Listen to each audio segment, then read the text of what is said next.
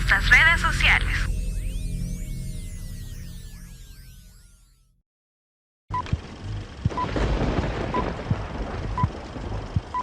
A continuación, palabra de Dios. Mis estimados hermanos, a través de la historia se puede evidenciar tantas cosas negativas que se han hecho en nombre de Dios. En nombre de Dios han habido matanzas, abusos. En nombre de Dios se han justificado irresponsabilidades. En nombre de Dios a veces se pretende justificar la irresponsabilidad, se pretende justificar una condición que no le compete a Dios, sino a nosotros. En algunas oportunidades hemos meditado en algo que se llama responsabilidad humana. ¿Y qué es la responsabilidad humana? Si lo definiéramos, diríamos que es la condición que Dios ha permitido en nosotros desde el momento que nos dio voluntad para hacer y ser responsables de nuestras acciones, de nuestras decisiones. Pero cuando nosotros no queremos aceptar o reconocer el grado de responsabilidad que tenemos, entonces vamos a buscar algún culpable o vamos a procurar justificar nuestra condición de alguna manera. Ahora, cuando no encontramos a quién o cómo culpar a alguien, entonces a veces simplemente le echamos la culpa a Dios. En la Biblia encontramos un ejemplo muy interesante de la acción de una persona, muy detestable, por cierto, la acción, y la persona pues también estaba catalogado o se cataloga en la historia bíblica como muy detestable también. Una acción muy detestable en nombre de Dios. El pasaje que vamos a leer, o el capítulo que vamos a leer, tiene dos componentes muy interesantes. Tiene mucha enseñanza, pero hay dos componentes que podemos exaltar. El primero de ellos es el que nos compete para esta mañana, y es efectivamente el actuar, digamos, irresponsablemente en nombre de Dios. Así es que quiero invitarle a que abra su Biblia, por favor, en el primer libro de los Reyes, en el capítulo 21. Capítulo 21, leemos dos versículos nada más, versículo 1 y versículo 2. Cuando lo encontremos puestos en pie, le damos lectura a la palabra de nuestro Dios. El mensaje simplemente en nombre de Dios, en nombre de Dios. Capítulo 21, versículos 1 y versículo 2. ¿Lo tenemos, hermanos? Amén. Si ya lo tenemos, le damos lectura a la palabra de nuestro Señor. Dice de la siguiente manera: pasadas estas cosas, aconteció que Nabot de Jezreel tenía allí una viña junto al palacio de Acab, rey de Samaria. Y Acab habló a Nabot diciendo: dame tu viña para un huerto de legumbres, porque está cerca de mi casa, y yo te daré por ella otra viña mejor que esta, o si mejor te pareciere, te pagaré su valor en dinero. Hasta allí y oramos. Señor y buen Dios, en esta mañana, háblanos al corazón a través de tu palabra, instrúyenos, fortalécenos, queremos aprender, queremos recibir de ti, bendito Dios, te lo suplicamos en el nombre de Jesús, amén y amén. Podemos tomar otros asientos, mis estimados hermanos. Antes de continuar leyendo y meditando en el pasaje, le explico brevemente el contexto. Ya en varias oportunidades hemos hablado de los reyes de Israel. El primero de ellos, ¿quién fue el primer rey de Israel, hermanos? ¿Quién fue el primer rey? Saúl. ¿Y el segundo? ¿Y el tercero? ¿Y después de Salomón qué pasó? El reino se dividió. El reino se dividió. El reino del norte Israel, el reino del sur, Judá. En el reino del sur, que es Judá, toda la descendencia de David. Toda la descendencia de David. La mayoría de los reyes permaneció fieles a Dios.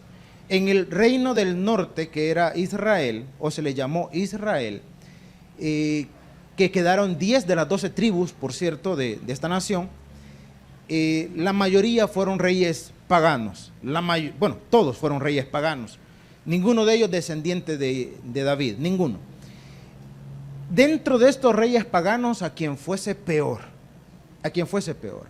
Dentro de estos reinados de Israel, los reyes paganos, hubo uno que sobresalió un poquito más que los demás, porque no solamente él como rey tenía esa peculiaridad de estar apartado de Dios, sino que de manera interesante entra en escena una mujer catalogada, repito, por la historia bíblica como una de las mujeres más despreciables. Despreciables por su actuar tan apartado del temor de Dios, con tan poca misericordia, con un actuar tan despiadado. Para que tenga usted un poquito la idea de esta persona, recuerda, todos conocemos al profeta Elías, o hemos leído de él, ¿verdad? O al menos ha escuchado usted del profeta Elías. Una de las más grandes hazañas de Elías fue cuando hizo descender fuego sobre el monte Carmelo para demostrar el poder de Dios. Cuando Elías hubo hecho descender fuego y degolló 450 profetas de Baal, imagínense la victoria, hermano, la victoria, hacer descender fuego del cielo y la derrota de los profetas de Baal. Pues cuando esta mujer se dio cuenta lo que Elías había hecho, le mandó a decir: así me hagan los dioses y aún me añadan, si mañana a esta hora no te he puesto como uno de ellos. Hermano, ¿cómo cree usted que el profeta Elías, el siervo de Dios, el que había hecho descender fuego del cielo, el que acababa de derrotar 450 profetas de Baal, cómo cree que iba a enfrentar la amenaza de esa mujer? Uno en su humanidad dice: pues mire, si eso de encender fuego del cielo solo la ponía en oración, Señor, consumía a esa doña. Hermano, sin embargo,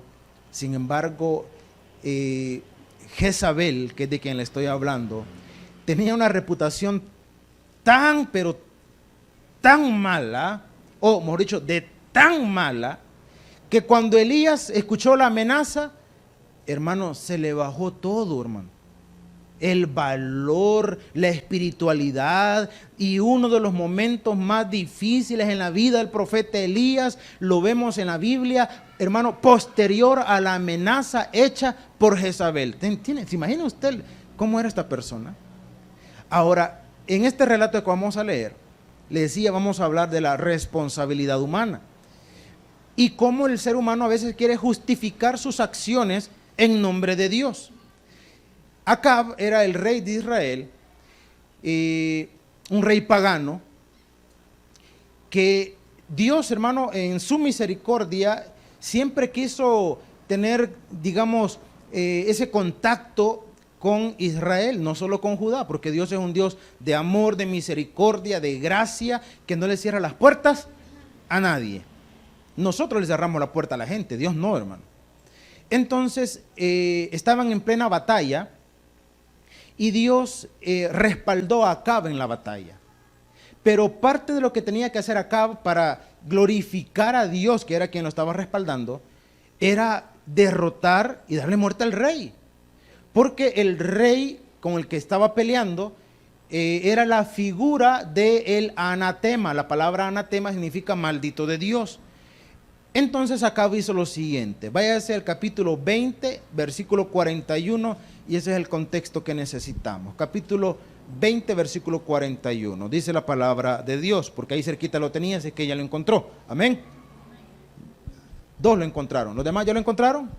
Amén. Entonces dice versículo 41, pero él se quitó de pronto la venda, de sobre sus ojos, y el rey de Israel conoció que era de los profetas. Aquí había llegado la exhortación del error que había cometido. ¿Cuál fue el error? Versículo 42. Y él le dijo: así ha dicho Jehová, por cuanto soltaste de la mano del hombre de mi anatema, tu vida será por la suya y tu pueblo por el suyo. Y el rey de Israel se fue a su casa triste, ¿y qué dice, hermano? Y enojado, y llegó a Samaria. Mire, dos componentes interesantes. ¿Cómo se fue? Dice, triste, ¿y cómo? Pregunta, en base a lo poquito que hemos leído ahí, pregunta, ¿de quién era la culpa, hermano? ¿De quién era la culpa? ¿De él? ¿De Dios? ¿De quién era la culpa? Era de él, hermano. Él era el culpable de no haber ejecutado la orden que Dios había establecido, y cuando llegó la reprensión, el llamado a atención de parte de Dios, entonces en lugar de aceptar su condición, en lugar de aceptar su error, en lugar de decir, sí es cierto, yo tuve la culpa, sí es verdad, Señor, yo ignoré tu instrucción, no te hice caso, en lugar de esto se entristeció, que es normal. Lo que no es normal es lo segundo. ¿Qué pasó? Se enojó. Se enojó. Como cuando uno no toma en cuenta a Dios en sus decisiones, después le va mal, y después ¿contra quién se enoja? Con Dios. Ya no se quiere congregar. Hermano, ya no quiere ser agradecido con Dios. Ya no ofrenda, ya no diezma. O de repente nos va mal en la economía y le reclamamos a Dios, y cuando los que hemos tomado decisiones erradas somos nosotros. Ahora, dice que se fue triste y enojado. Ahora vámonos al versículo 1 del capítulo 21. Pasadas estas cosas, ¿qué cosas? Lo que hemos leído, hermano, en los versículos anteriores. Que no le hizo caso a Dios, que dejó ir al anatema, que Dios lo reprendió. Pasadas estas cosas, aconteció que Nabot de Jezreel tenía allí una viña junto al palacio de Acab, rey de Samaria. Ojo, cuando cita a Samaria, Samaria representó la capital de Israel, en contraposición con lo que representaba la capital de Judá, que era la ciudad de Jerusalén. Ojo con eso. Luego dice la palabra, y Acab habló a Nabot, diciendo, dame tu viña para un huerto de legumbres, porque está cercana a mi casa, y yo te daré por ella otra viña mejor que esta. O si mejor te pareciere, te pagaré su valor en dinero. Punto. Este era el trato. Recuerde cómo el estado de ánimo de Acab, ¿cómo era? Triste y enojado. Entonces vio una viña cercana a su casa. Él fue y dijo, mira, me gusta tu viña, hagamos negocio, te la cambio por una mejor. Si no te parece eso, te la compro. Pregunta, ¿es algo inapropiado eso, hermano? ¿Es algo inapropiado eso? No. ¿Para quién estaba haciendo negocio el rey? ¿Para quién estaba haciendo negocio el rey? Para él. Hasta ahí estamos bien. Hasta ahí no hay problema. Ahora, si usted va a ir y va a ofrecer comprar algo, o va a comprar la propiedad de alguien que no la está vendiendo, usted tiene que estar dispuesto a que le digan sí y a respetar si le dicen no. Dice la palabra, versículo 3. Y Nabot respondió a Acab, guárdeme Jehová de que yo te dé a ti la heredad de mis padres. Y vino Acab a su casa, otra vez, ¿cómo dice? No, si este era un depre de primera, ¿verdad? Triste y enojado, otra vez, triste y enojado, por la palabra que Nabot de Jezreel le había respondido, diciendo, no te daré la heredad de mis padres. Y se acostó en su cama y volvió su rostro, ¿y qué dice? Y no comió. Por si a alguien le parece esto conocido, ¿verdad? Por si acaso. Yo siempre he dicho que si en algún momento hay escasez, hasta hoy no he identificado yo en mis hijos que alguno de ellos no quiera comer de enojado. Pero si más grande les agarra la bayuncada, ya sé cómo economizar, ¿verdad?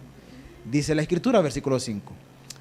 Vino a él, aquí entra en escena esta doña, vino a él su mujer, Jezabel, y le dijo, ¿por qué está tan decaído tu espíritu y no comes? Él respondió, porque hablé con Nabot de Jezreel y le dije que me diera su viña por dinero, o si más quería, le daría otra viña por ella. Y él respondió, yo no te daré mi viña. Y su mujer Jezabel le dijo, ¿qué le dijo, hermano? ¿Eres tú rey de Israel? Si lo tradujéramos en palabras de la versión salvadoreños hablan hoy, ¿cómo cree que le hubiera dicho? Va, ya tiene usted una idea, ¿verdad?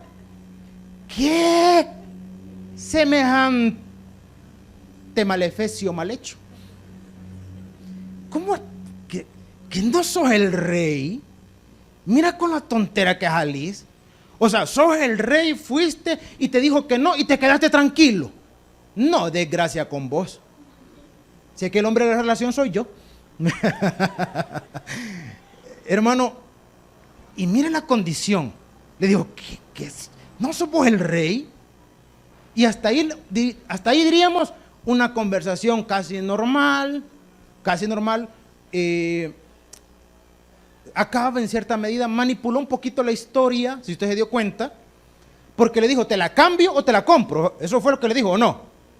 Aquí a Jezabel le dije que se le iba a comprar y que le iba a dar todavía otra viña. O sea, ahí manipuló un poquito la historia. Ahora, Acab sabía quién tenía la par, hermano. ¿Cómo usted me diga que no sabe quién tiene cerquita? En su casa, por si acaso. ¿Cómo que no sabe? Entonces Acab sabía quién tenía. Esta señora es recia, ¿verdad? Esta señora no es así nomás, pues. Entonces hay que ver cómo, de alguna forma, ¿verdad? De alguna forma, no para decirle, mira, Jezabita, ¿verdad? Mira, no crees que puedes ir a hablar con ese maestro porque vieras que no me quiere vender y vieras que feo se me quedó viendo. O sea, como por no decir eso, ¿verdad? Vino, manipuló un poquito, ya sabía quién tenía ahí cerquita, entonces dice la escritura, versículo 7, y su mujer, versículo 6 para que tengamos contexto. Él respondió, porque hablé con Nabot de Jezreel y le dije que me diera su viña por dinero, o que si más quería, le daría otra viña por ella. Y él respondió, yo no te daré mi viña. Su mujer Jezabel le dijo, ¿eres tú ahora rey sobre Israel? Levántate y come y alégrate. Yo, ¿qué dice? Te daré la viña de Nabot. Oh, no, es que es una vieja como esta. Señora como esta aquí en Norma. Yo te la voy a dar, le dijo. Vas a ver, es que con mi hombrecito nadie se mete, ¿verdad? No olvídate, yo te la doy, yo te la consigo. Y dice la escritura, versículo 8. Entonces ella, y aquí entramos en detalle del mensaje, entonces ella escribió cartas en nombre de Acab, o sea que este era tan mandilón, que la señora le escribió, o sea, ella puso las palabras y él solo puso el nombre. O sea que el tipo ni sabía qué decía la carta. Dice que entonces ella escribió carta en nombre de Acab y las selló con su anillo. ¿Con el anillo de quién? Del rey. ¿Quién llevaba los pantalones, hermano? Cualquier parecido. Pura coincidencia. Y las selló con su anillo y las envió a los ancianos y a los principales que moraban en la ciudad de Nabot. Las cartas que escribió decían así: mire, proclamad ayuno y poned a Nabot delante del pueblo y poned a dos hombres perversos delante de él, que atestiguen contra él y digan: tú has blasfemado a Dios y al rey. Y entonces sacadlo y apedreadlo. ¿Para qué? Mire qué cosa más interesante. Si no ha perdido el hilo de la historia, usted recordará que vino Acab y intentó hacer negocio. ¿Para quién dijimos? Para él. ¿Para quién intentó hacer negocio?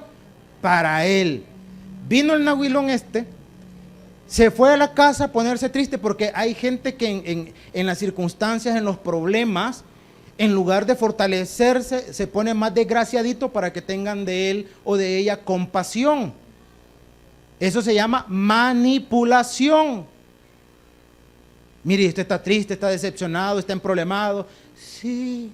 ¿Y tiene hambre? No. ¿Y qué va a hacer? Dejarme morir. Así era Acab. Vino su señora, le dijo: ¿qué te pasa, papirrín? ¿Qué te pasa? ¿Por qué estás así? Es que ese hombre malo de Nabot, viera lo que me hizo. Y usted ya le leyó la historia. La mujer le dijo: yo te la voy a dar. Venga para acá. El anillo no solamente significaba la realeza, sino la autoridad del rey.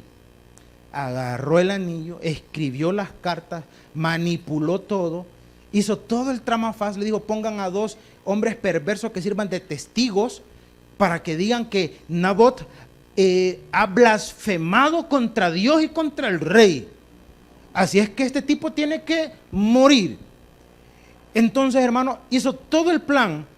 Y efectivamente, el plan que había trazado, puesto que cómo iba a haber falsedad, hermano, se iba el sello del rey, la figura de autoridad, lo que todos respetaban, lo que se concebía que era puesto por Dios.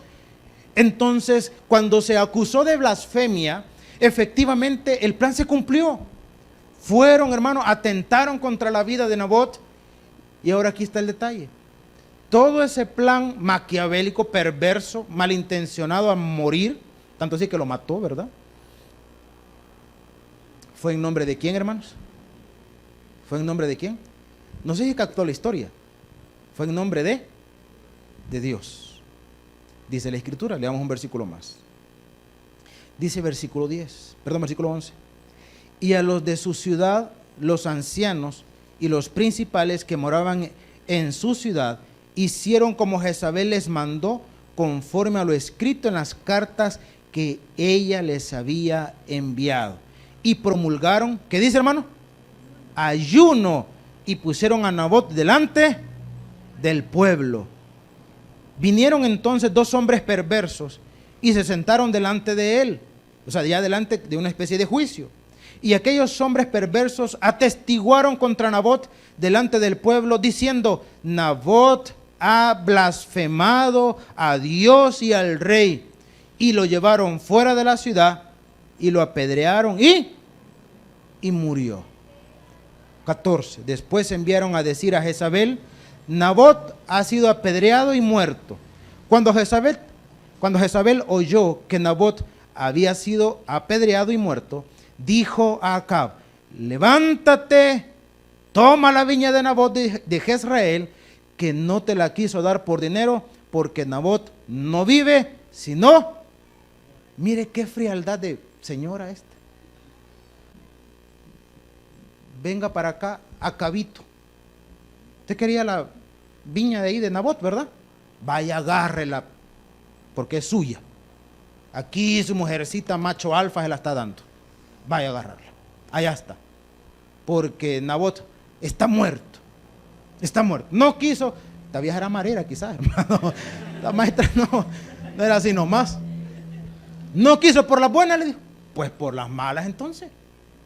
Y aquí el detalle de la historia es que si usted se dio cuenta, hermano, ¿a qué convocó Jezabel? ¿Convocó a qué? A ayuno. Mire cómo disfrazó las cosas. ¿Convocó a qué? A ayuno. Hermano, y esto es peligroso, porque cuando de repente las personas, repito, no quieren, hermano, asumir su propia responsabilidad, no quieren en alguna forma, hermano, dictaminar que sus decisiones, que sus acciones son motivadas por su humanidad, más que por su espiritualidad, van a buscar la manera de justificarlo disfrazándola de espiritualidad. Mira, Jezabel, vos mataste a Nabot. Yo... Si nosotros convocamos a ayuno buscando la voluntad de Dios, y Dios en su soberana voluntad quiso que lo matáramos, porque no le quiso dar la viña a mi Acabcito. Entonces, al final, ¿de quién era la culpa, hermano? De Dios. ¿Quién era el responsable?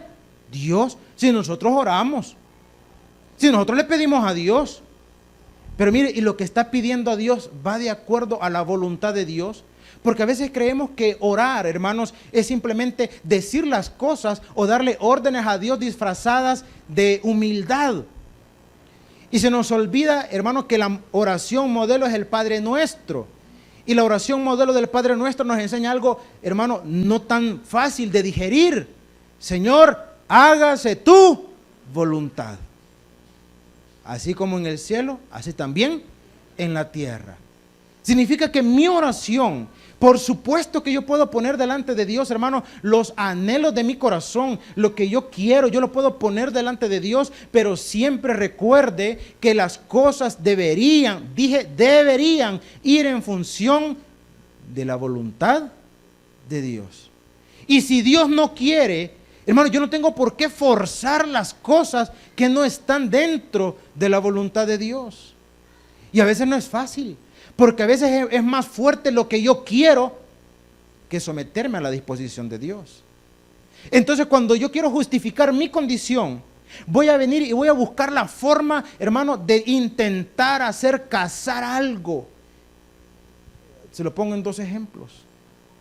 Uno, en ese juego de niños que sirve para el desarrollo motriz y el desarrollo intelectual del niño, que es como una especie de cajita con diferentes figuras, un círculo, un cuadro, una estrella, no recuerdo qué es, un rombo creo que es el otro, no recuerdo, y se le dan las piezas a los niños.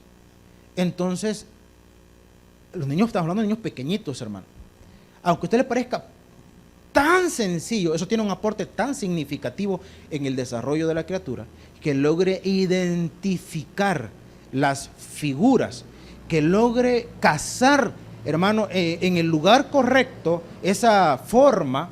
Eso es un aporte un estímulo muy apropiado para el niño.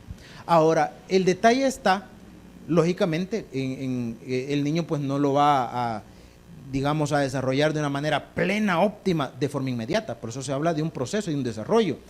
Pero cuando la criatura agarra, por ejemplo, el cuadrado e intentarlo meter en el círculo, lógicamente no va a casar. No va a casar. Pero como hay supuestos que de chiquitos ya traen herencia genética, quién sabe de quién de los dos, ¿verdad? Viene y hace todo lo posible y hasta le pega para hacerlo casar. No importa cómo, la cuestión es que se meta la tontera, que se mete y cómo, no sé, pero tiene que entrar a la fuerza. Así es cuando nosotros, hermano, queremos justificar acciones humanas encubiertas de espiritualidad. Encubiertas de espiritualidad, en nombre de Dios. En nombre de Dios yo me voy a hacer pedazos a aquel, me voy a hacer pedazos a aquella. ¿En nombre de quién? De Dios. Porque eso no es de cristianos, eso no es de hermanos. Y hermano, uno quiere justificar su condición. El otro ejemplo que le quería poner era, y esto suele suceder mucho, cuando algún artículo, algún electrodoméstico, alguna maquinaria, de repente por A, por B, todos los hombres especializados en cuestiones de reparación de artículos, sabemos más que bien que podemos desarmar casi cualquier artículo que hay en la casa.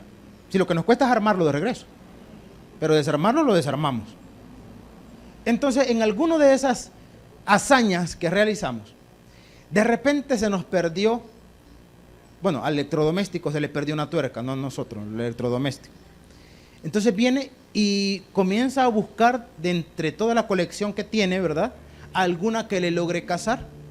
Y de repente encontramos alguna y la ponemos en el perno, ¿verdad? Y casi le queda perfecta, pero las últimas roscas no las cubre, las últimas. Entonces, ¿sabe qué se intenta hacer a veces? Forzarla para que llegue, pero mire, hasta aquí llega la rosca, o sea, porque como no es el tornillo original, o sea, no va a casar bien, no, pero tiene que llegar y solo como 2 le faltan nomás, y comenzamos, al final terminamos sobando el tornillo, sobando la tuerca, y el maestro queda medio sobado también, ¿verdad? Por intentar forzar una condición que no es. Mis estimados hermanos, qué cosa más tremenda cuando nosotros no sabemos diferenciar entre la providencia divina y la responsabilidad humana. La providencia divina implica aquello, hermano, con lo que nosotros no podemos o no tenemos control, sino que son disposiciones de Dios. Cuando usted, le pongo un ejemplo, hablando en el plano de la salud, cuando usted está haciendo, pues, está procurando hasta donde le es posible, por ejemplo, cuidarse. Usted se cuida, usted no se excede en algunas cosas inapropiadas, pero de repente la enfermedad llegó. Y no es porque usted ha sido un desordenado, un irresponsable, la enfermedad llegó. Hermano, y si la enfermedad llegó sin usted tener mayor responsabilidad, entienda, es la providencia divina que algún trato especial tendrá Dios con usted, algo está tratando Dios conmigo, alguna condición espera Dios que yo aprenda a través de esta experiencia. Eso es providencia divina. Muy diferente es cuando a usted ya le advierten que usted tiene que cuidarse del azúcar, de las grasas, tiene que cuidarse de comer alimentos inapropiados, demasiada chatarra, pero usted dice, no, si yo oro para que no me haga daño, Señor, bendice esta pizza, esta sopa de pata, Señor, estas 10 pupusas de chicharrón y este 1,5 litros de Coca-Cola, en el nombre de Jesús, amén. Hermano, no le eche la culpa a Dios después. No le echen la culpa a Dios después. Para los que fuimos a la actividad el día de ayer y para los que no fueron, una parte muy importante del testimonio era cuando el invitado expresaba algo, que cuando las cosas que él pasó, él le decía a Dios, ¿por qué a mí? ¿Y por qué a mí? O sea, nunca era, en su condición y conforme al testimonio que escuchábamos ayer, nunca era, bueno, es una consecuencia de mis malas decisiones, de haberme apartado de Dios, de no haberlo tomado en cuenta, pues, ni modo, esta es una consecuencia, no. La cuestión era, ¿por qué a mí? Y sabes que a veces eso nos pasa, hermano, a muchos de nosotros. ¿Y por qué me pasan estas cosas a mí? ¿Y sabes qué es lo más tremendo? Cuando nosotros comenzamos a buscar a alguien que pase las cosas, hermano, igual o peor que yo, porque él, porque ella es peor que yo. Y si a mí me está pasando eso, él o ella, que es peor que yo, tendría que estar sufriendo igual o peor que yo todavía. Hermano, la relación con Dios es personal. Cuando Dios esté tratando con nosotros como resultado de nuestras decisiones o como consecuencia de nuestras acciones o como providencia divina, en lugar de buscar a alguien, hermano, para comparar si está pasándola igual o peor que usted, mejor vuelva su mirada a Dios, hermano, y hable con Él y exprésele lo que hay en su corazón y no tratar, hermano, de justificar y no tratar de disfrazar las cosas. Esta mujer, hermano, convocó ayuno. No solo convocó ayuno, sino que también, hermano, su argumento era, ha blasfemado en contra de Dios. Y la pregunta es, ¿en algún momento blasfemó Nabot? ¿En algún momento blasfemó? ¿Cuál fue su gran pecado, hermano? Simplemente decirle al rey, no te voy a dar mi viña. No te la voy a dar. Es lo que mis padres me han dejado, para mí tiene mucho valor, más valor que lo que vale en términos económicos, para mí vale mucho, no te la voy a dar. Pero como Acab, como niño caprichoso, y como decía la abuelita, ¿verdad? El niño llorón y la muchacha que lo pellizca, ¿verdad? Aquí literalmente pega, hermano. Acab medio caprichoso y alguien que le consentía todos sus caprichos. Entonces, como para poder cumplir el caprichito de Acab, porque en el versículo que leímos hay algo que no podemos pasar por alto. Le dijo, si querés una viña mejor, yo te la puedo dar. Hermano, y si tenía una viña mejor, ¿por qué quería esa? Y si tenía una o más viñas mejores, ¿por qué quería esa? Por capricho, porque esta está cerquita de la casa, esta quiero yo. Esta quiero yo. Esta me gusta. Pero mira si tenés mejores. No, pero yo esta quiero. Esta quiero, como niño caprichoso. Esta quiero y esta quiero y esta quiero. Pero mira si tenés más opciones y todo. Y esto para mí vale mucho. Pues no me importa. Esto quiero yo. En una acción caprichosa. en una acción, hermano, en donde en ningún momento, cuando Acab habló con Nabot, en ningún momento entró Dios en la conversación. En ningún momento. O si no, regreses a los primeros versículos. Vea usted dónde incluyeron a Dios allí. En ninguna parte. En ninguna parte. En ningún momento vino Acab y le dijo, mira, yo quiero construir algo aquí para gloria de Dios. No le dijo eso. Le dijo, la quiero para mí porque está cerca de mi casa. Me gusta. Sí, cuando tenga ganas de tomates no voy hasta allá. Aquí nomasito. Hermano, pero Jezabel vino y dijo, vamos a ayunar porque este hombre malvado ha blasfemado contra Dios y contra el rey. Si vieran cómo está de tristito el hombre allá. No, qué hombre más grosero lo que ha hecho. Hay que ponerlo en las manos de Dios. ¿Ha escuchado usted alguna vez esa expresión? Pongámoslo en las manos de Dios. Pregunta, ¿para qué? Para que sea el obrar y la voluntad de Dios manifiesto en aquella condición o en aquella persona por la cual estamos pidiendo, o para que la ira de Dios lo consuma, para yo saciar, ¿verdad?, mi malestar, mi incomodidad. En la historia hay un ejército muy conocido, se le llamó los templarios. Los templarios fueron un ejército que pelearon en diferentes naciones, pero quizás la que más se recuerda es cuando llegaron a Jerusalén específicamente. Le estoy hablando que esto tuvo lugar mucho antes todavía de 1400, si no me equivoco, antes todavía de eso. Y ellos llegaron, hermano, e hicieron gran matanza, y donde llegaban hacían matanza.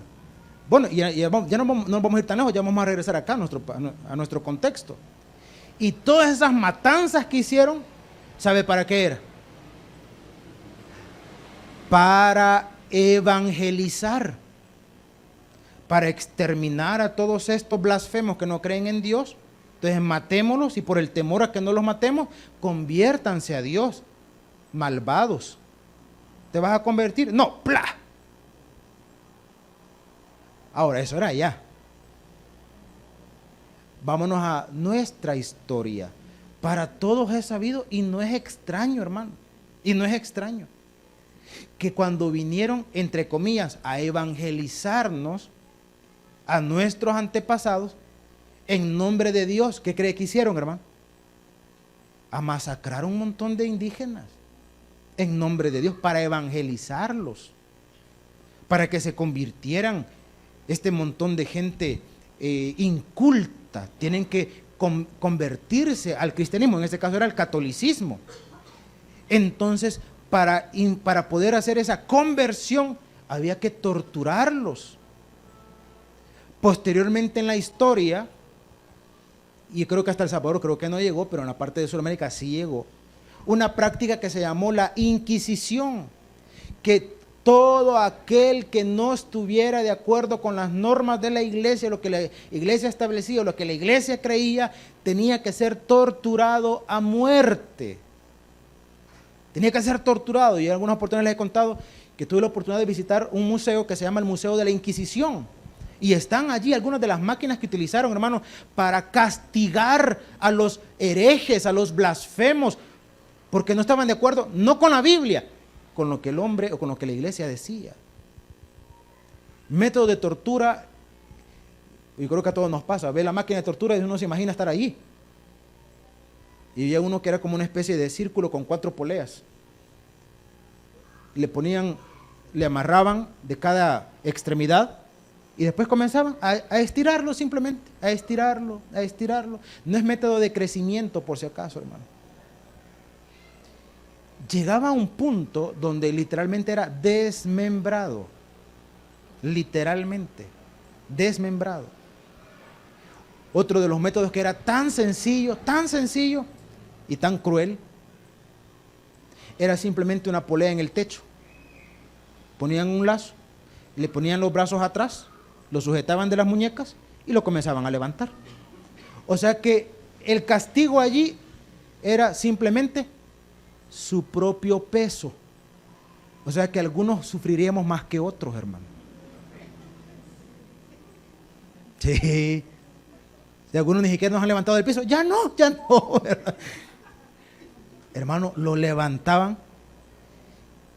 y cuando llegaba a cierta altura, lo dejaban caer y antes que golpeara el piso, lo detenían. Hermano, esos eran los métodos para que se arrepintiera de lo que había declarado en contra de la iglesia. Y todo eso lo hicieron en nombre de quién, hermano. ¿En nombre de quién? En nombre de Dios.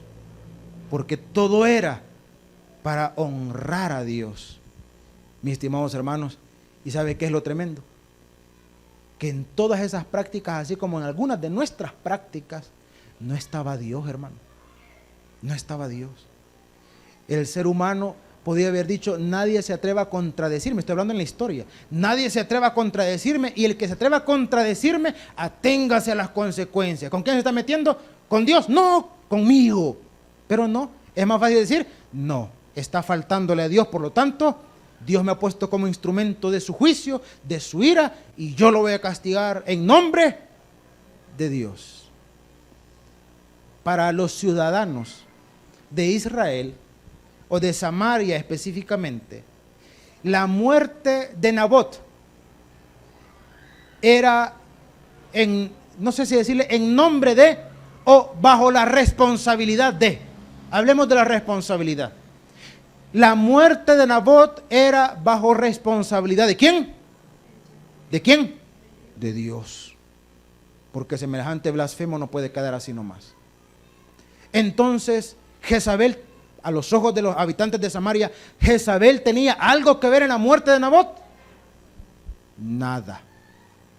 Con esa santa mujer no se metan. Pobrecita, todo lo hace por su maridito. Por él lo hace. Así que ella no tiene nada que ver ahí. Ella no tiene nada que ver. Fue Dios porque, y para colmo, fue porque Nabot tuvo la culpa por blasfemo. La mujer hasta ayuno convocó, para que no haya duda de que no es ella, es Dios. A veces es fácil intentar disfrazar de espiritualidad las acciones motivadas por nuestra humanidad. Ahora, ¿cuál es el detalle? Que a veces pasamos por alto que tenemos a un Dios, hermano, digámoslo de esta manera, a un Dios con características personales. ¿A qué nos referimos a un Dios con características personales? A que comprende, bueno, es más, nosotros comprendemos porque Él nos ha dado comprensión a nosotros, a un Dios inteligente y con sentimientos, que ve, hermano, las condiciones o las motivaciones que hay en nuestro interior, y conforme a esas motivaciones y a esas intenciones, tarde o temprano, hermano, van a tener una repercusión en nosotros mismos, tarde o temprano. Ahora, vamos terminando para darle apertura al de las 10 de la mañana. Hermano, decíamos hace un momento, Acab sabía quién era su mujer, lo sabía perfectamente. Entonces cuando Jezabel vino y le dijo, mira, Nabot está muerto, ¿cree usted que Acab pudo haber sospechado que tenía algo que ver Jezabel detrás de todo eso? ¿Pudo haberlo sospechado? Sí, hermano. ¿Cómo que usted me diga que no conoce los de su casa? A mí me encanta cuando las madres solo, hasta por teléfono, saben lo que le está pasando a sus hijos. ¿Saben? Nomás le llaman, aló, le dicen, le contestan, y ya sabe la señora qué le pasa. Te volvió a pegar ese hombre, ¿verdad? No, cómo no. En el tono de voz te descubrí. Hermano, se lo sabía. Ahora, yo le pregunto a usted, hermano, ¿cree usted que Dios podía en alguna forma ser tolerante con Acab? ¿Tenía Dios por qué ser tolerante con él? ¿Tenía Dios por qué mostrarle a él misericordia? ¿Tenía Dios que hacer eso? Pregunta, ¿sí o no? ¿Para nosotros? No. Si Dios le hubiera preguntado a usted, mire, ¿qué hacemos con Jezabel y con Acab? ¿Qué le hubiera dicho usted?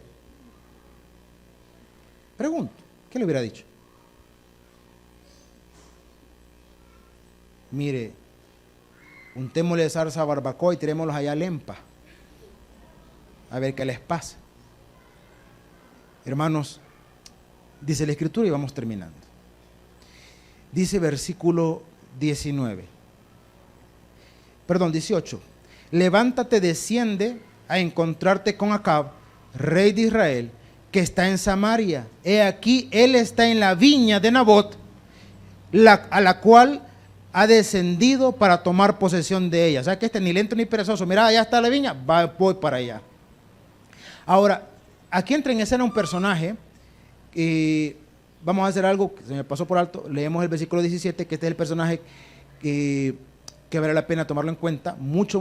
Dice el versículo 17. Entonces vino palabra de Jehová. ¿A quién? A Elías. Aquí entra en escena el profeta Elías. Vino Elías donde estaba Nabot, aquel contento con su viña, ¿verdad? Tranquilo, todo bonito. Y dice, versículo 20, ahora sí. Perdón, versículo 19. Y le hablarás diciendo, así ha dicho Jehová, no mataste y también has despojado.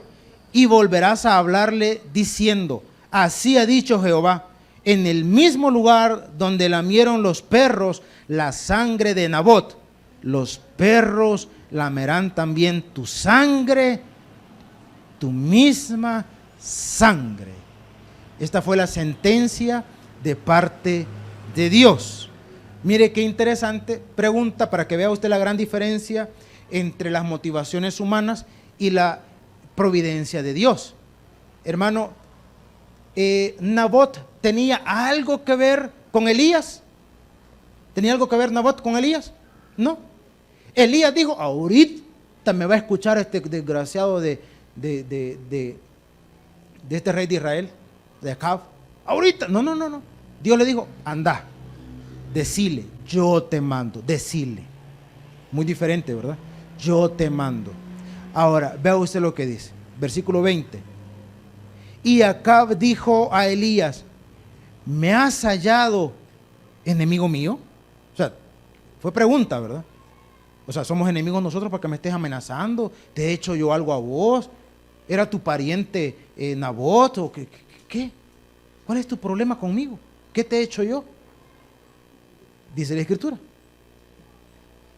Él respondió, te he encontrado porque te has vendido a hacer lo malo delante. He aquí yo traigo mal sobre ti y barreré tu posteridad y destruiré hasta lo último varón de la casa de Acab, tanto al siervo como al libre en Israel.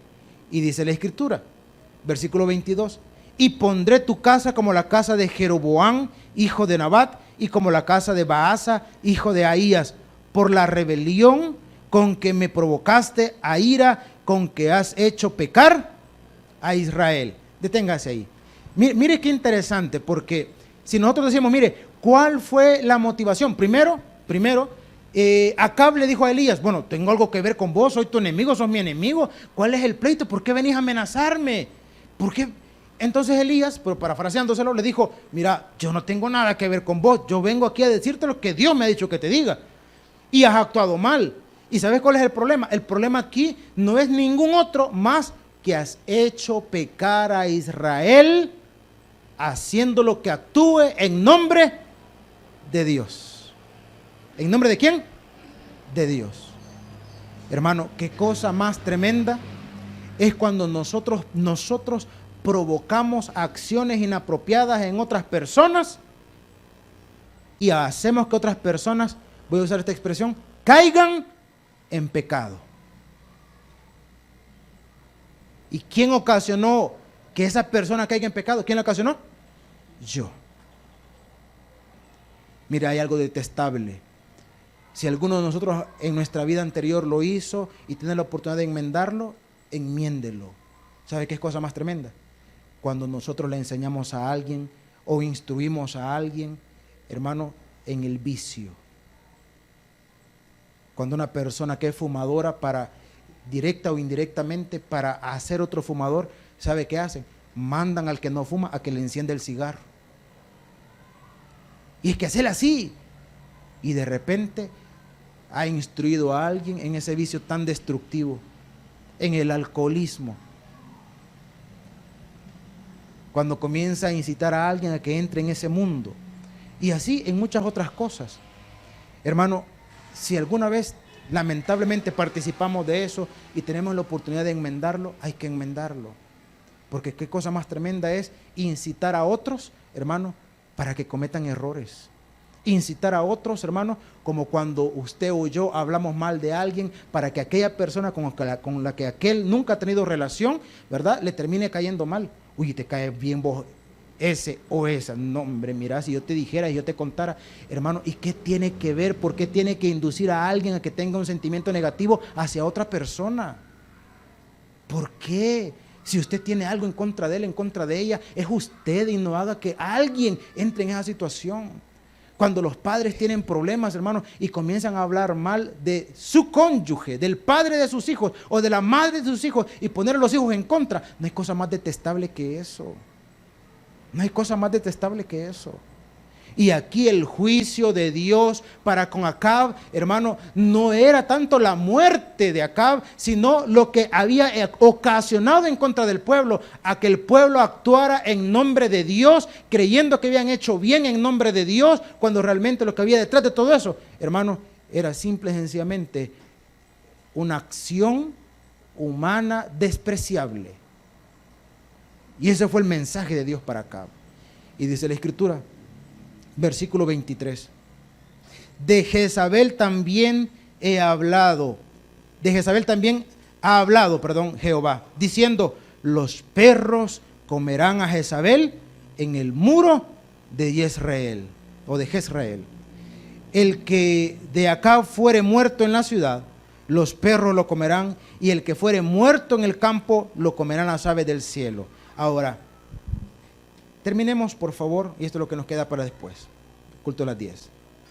Le dije, o decíamos nosotros, en nuestra humanidad dijéramos, mire, Acab definitivamente no tiene misericordia, no tendría Dios por qué actuar con él de esa manera, de una manera misericordiosa, pero nosotros no somos Dios, hermano. Nosotros no somos Dios. Cuando una persona, a pesar de su mal corazón, de su mala intención, se vuelve a Dios arrepentido, ¿sabe qué es lo tremendo?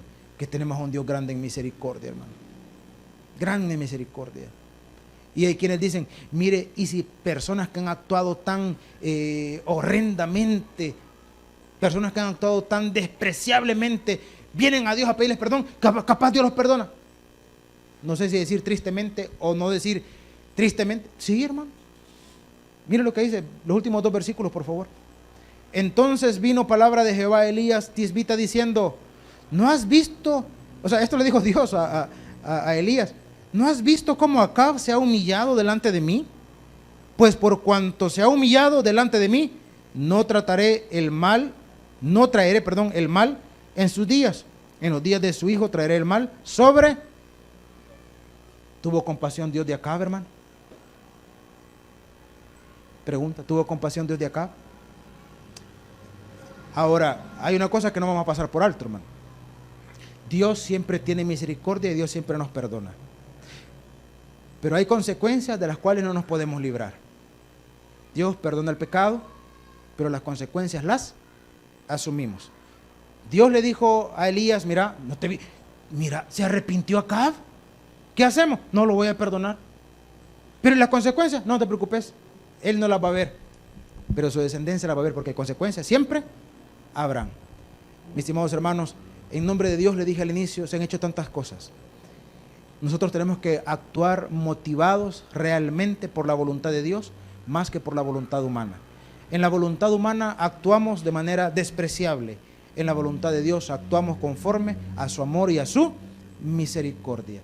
Y si nos hacemos llamar cristianos, permitamos que sea Él quien guíe nuestra vida, nuestros caminos y nuestras acciones. En esta mañana, en un fuerte aplauso a nuestro Padre Celestial, vamos a orar. El predicador ha terminado su mensaje.